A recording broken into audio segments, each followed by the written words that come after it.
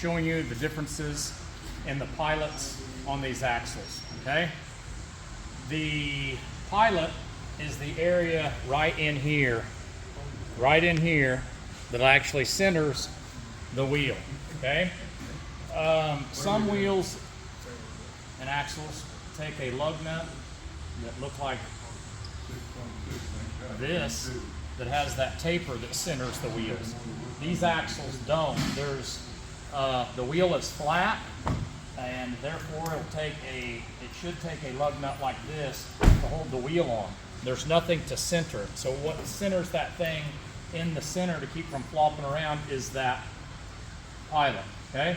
The old axles that were made by a company called Alcoa, that's no longer in business, was bought out by this company, Dexter, who decided they weren't going to build both. They were only going to build their axle.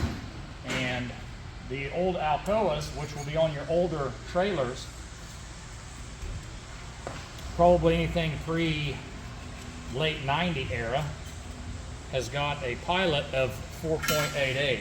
And as a caliper won't reach around that, I've got to take this little apparatus to measure this. I'll try to see if I can get you a good measurement. There. So, I can get it there. But you're basically 4.88, real close to it.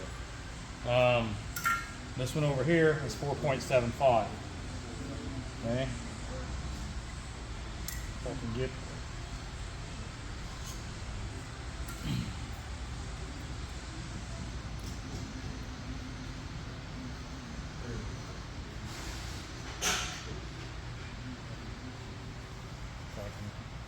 so pretty close to 4.75.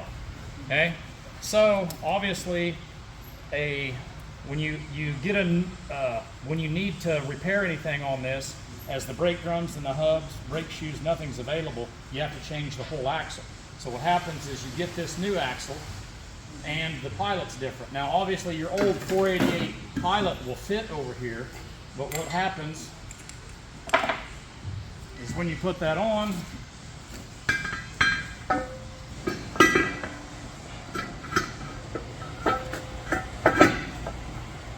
the lug studs are all that's holding that in the center. As you can see, there's a little gap right down in here all the way around. So nothing's holding that wheel from wobbling all around. And I think going the other way, people have still tried to do that, where this goes on. And it goes on most of the way. People put their lug nuts on, and obviously that's not seated tight against that. So there's two things that we need to be careful for. When I do that. So having the right wheel on the right axle, seats up tight. As you can see down in here, there is no gap. It's nice and tight.